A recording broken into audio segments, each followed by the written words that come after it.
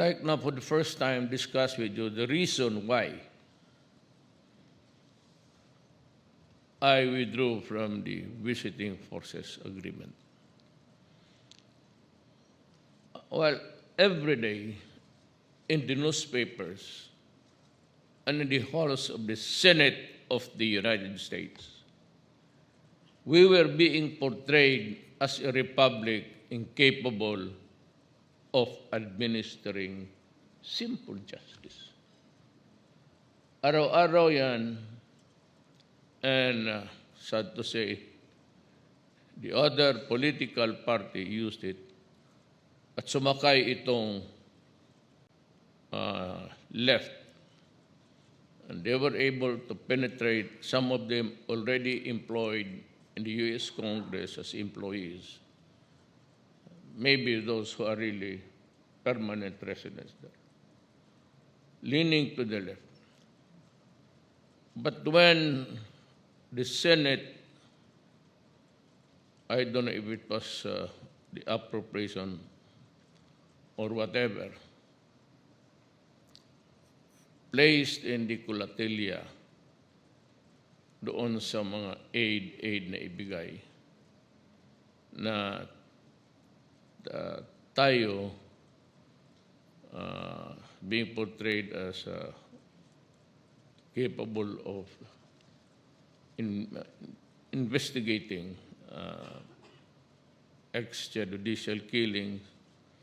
But most of all, we were pictured to have persecuted, not prosecuted, persecuted and committed a grave injustice to a certain person. I'm referring to De Lima. On my oath of office, I never tinkered with it. That's not my style. Because ako po prosecutor. And I know the pitfalls of really tinkering with justice. I have been a trial prosecutor for 9 years before I became a vice mayor then. In 1998, tuloy-tuloy na po ako. At with a little sense of pride, sabihin ko sa inyo, hindi ako natalo ng election.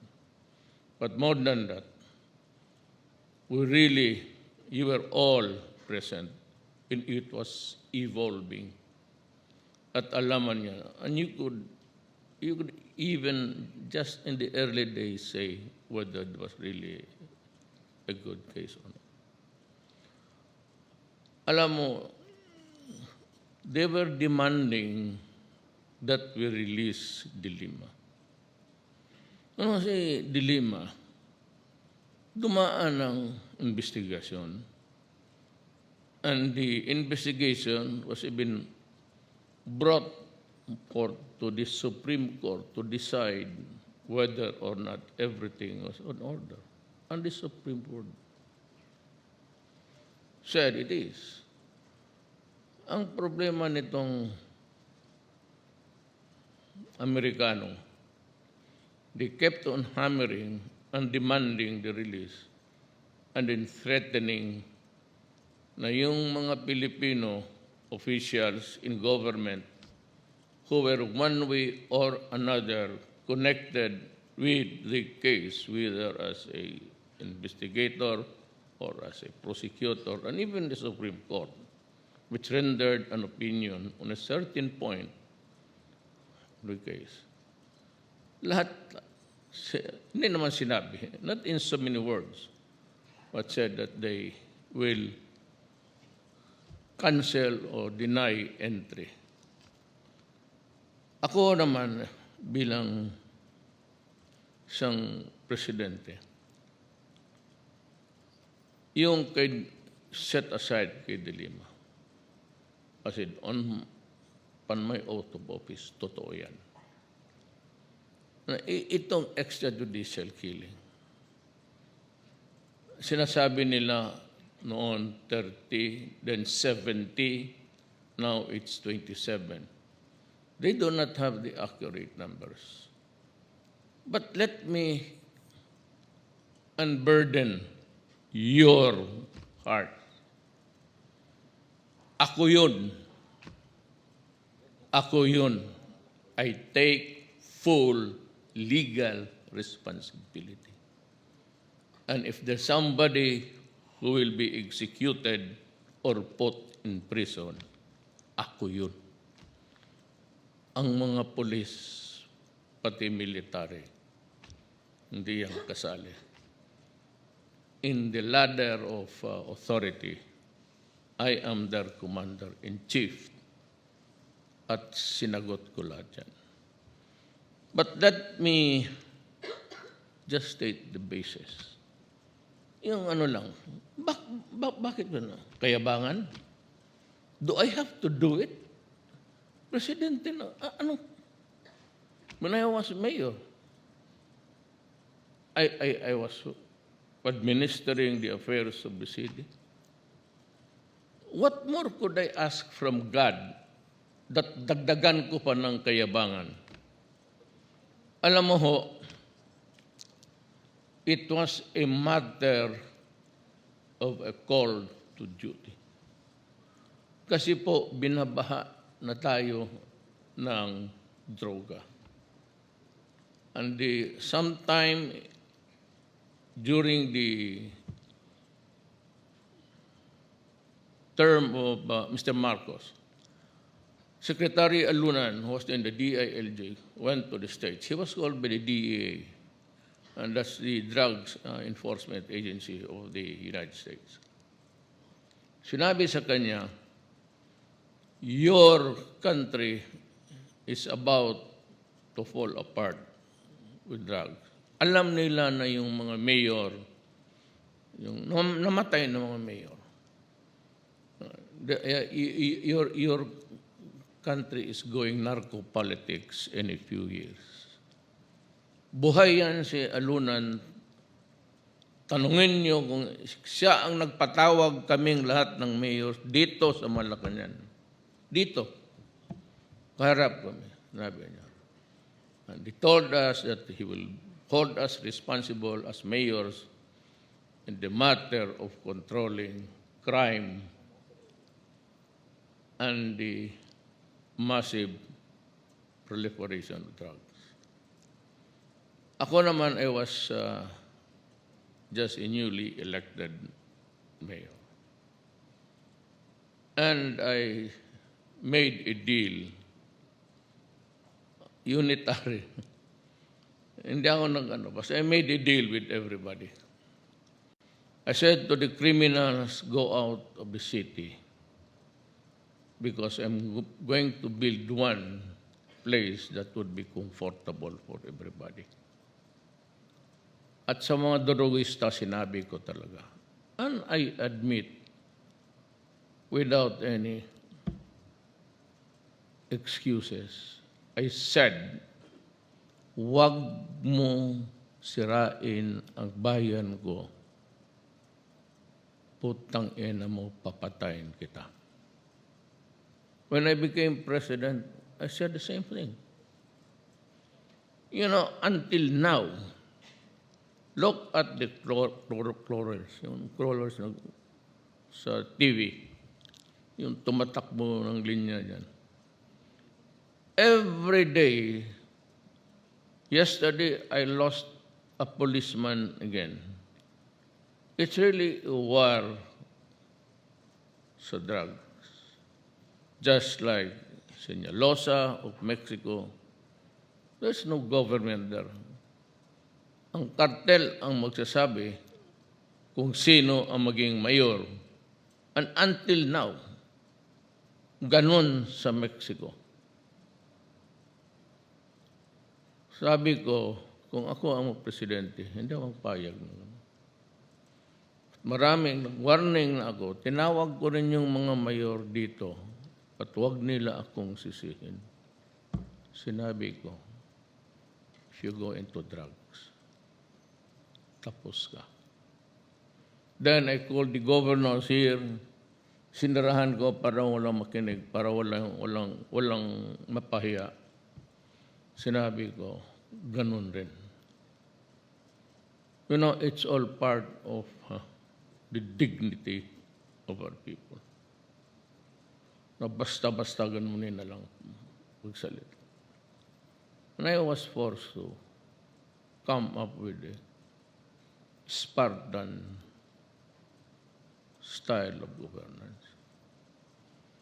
Yung hindi naniwala, namatay. But meantime, ako yun. I was the one who said, I will kill you. You know. But all of these things, it's just hubris. Sabi ko, hindi ako kailangan magyabang. Presidente na ako, mayor ako noon. And I said in Davao, I will build a city that would be comfortable to live in. Ladies and gentlemen, I'd like you to visit Davao. Kung napunta na kayo ng Davao, you can walk around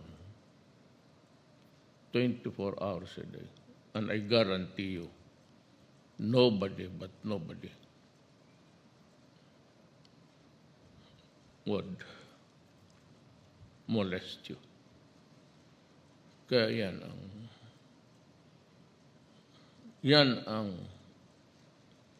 that's the flip side of the story.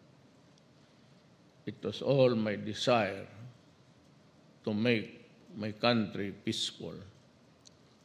And my desire, since I was a prosecutor, talagang ganon. Why would I allow the criminals to take charge of the mobility of the people at night or day na hindi sila makapasyal sa sarili nilang bayan? Baka the standard I gave to the police, simple lang. Ask your wife and daughter to walk around Davao City in all of the places. Ito sinasabi nila na delikado. Pag umuwi yan, unmolested, that walking around free, unbridled, undisturbed, and that is the kind of why would I allow the criminals to rule the streets? Yung hindi ko maintindihan, ipiskal ako, bakit ko payagan na ang kriminal ang maglalakad yan at ang inosente, mga trabahante, mga babae, those working at night, ang mabibiktima? Pag ginalaw, hahanapin talaga ito. Pagka gano'n, lalo na yung matagabangko, minsan may nangyari, well, di ba I assure you, he will pay. And he paid. Wala ako, I will restore your right to use the streets. I will free your mind from fear. Kaya po ako, siguro, hindi natalo. It was 10 elections all in all, excluding the presidency. Baka yan. Now, I am being made to answer. Yes, I will answer. My answer is, it's all about the dignity of my countrymen, not being a victim, not being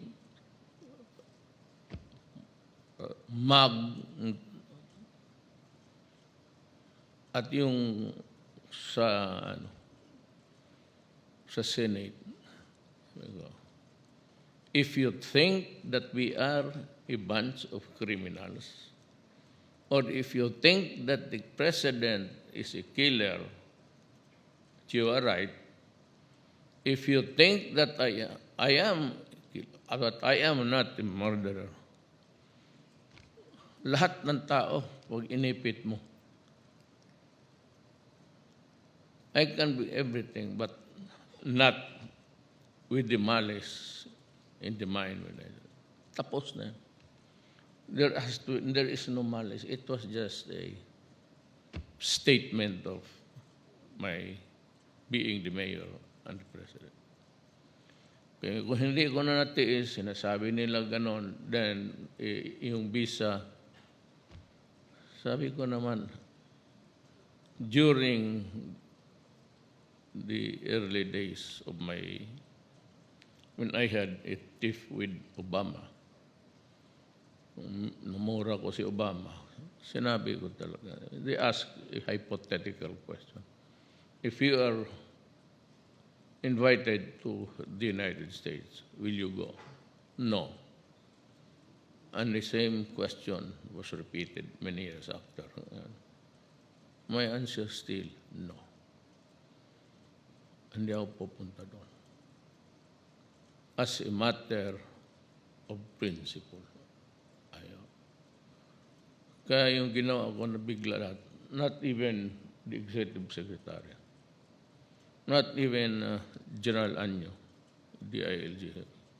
Walang nakaalam. Basta sinabi ko na lang.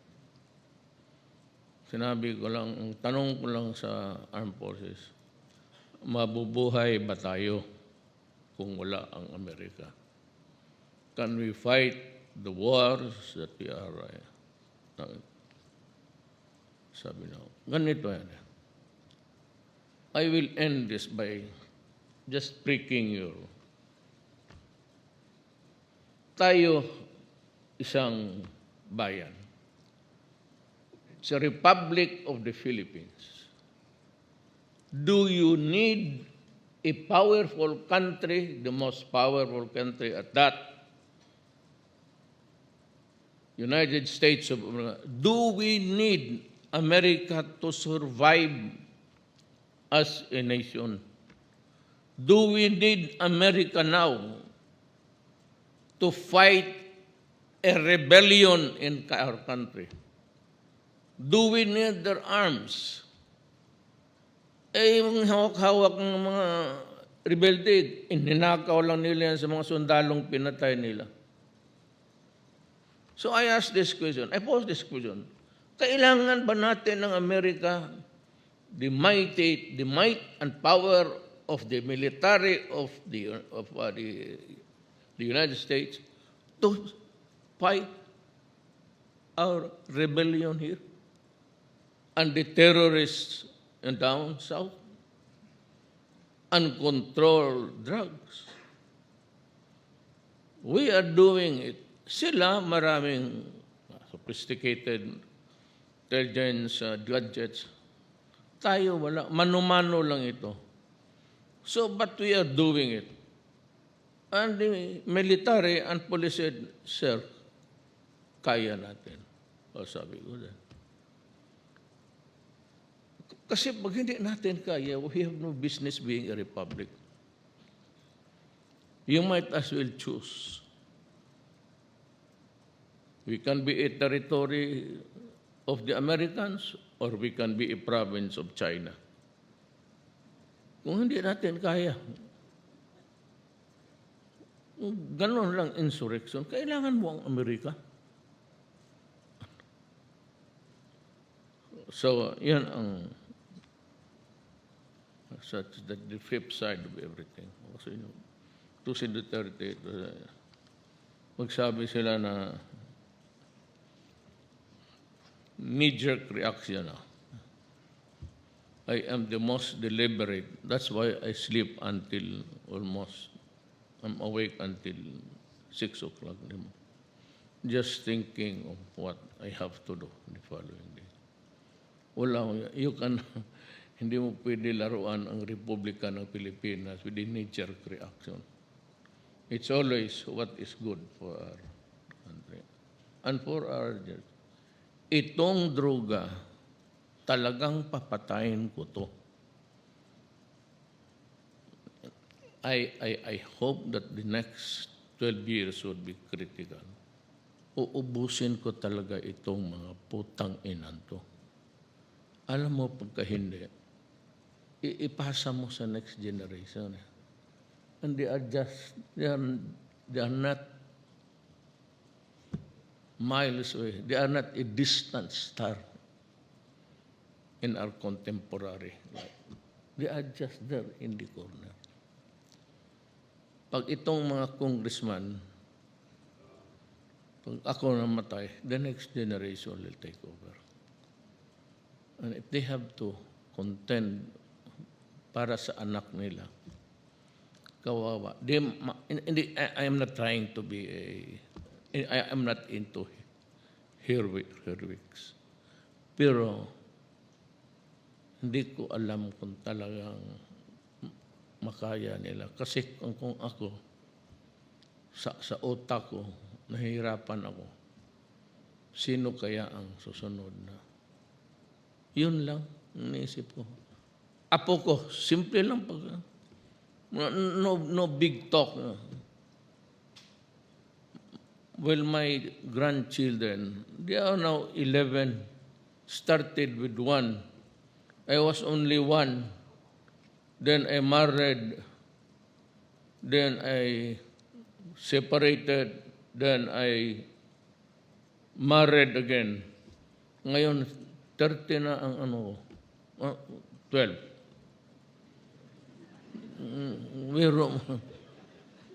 Paano yan? Yung iba 24, 25. What will happen to them? What will happen if they cannot be nila kakayanin? Yan lang simple ko. Wala na tayong pinag-usapan ng mga patriotism. Yung apo ko lang. Kawawa naman. Kung kaya ubusin nila, I hope that somebody will also one day rise and just slash the heads of.